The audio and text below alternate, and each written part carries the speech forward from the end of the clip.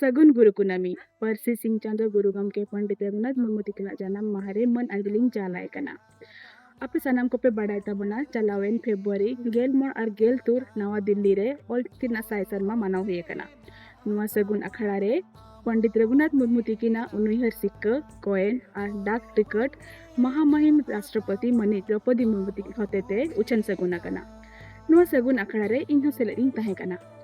पंडित रघुनाथ मुर्मू तिकिना डाक टिकट और उनुहर सिक्का अब उछन दो अब सनाम सावता लगित अड़ी रस्का और गौरव रेना कथा कना। नुआ नागामना कमी होरा रे महामहिम राष्ट्रपति द्रौपदी मुर्मू तिकिना अडिगान एनेम तहे कना। ओना लगित महामहिम राष्ट्रपति मनी द्रौपदी मुर्मू हो रेडी सारहाव। पंडित रघुनाथ मुर्मू डाक टिकट और उनुहर सिक्का उछन आपे सनाम को मिदुन रे लई ताबन पे और नुआ हताव लगी कुरुमुटु ताबन पे।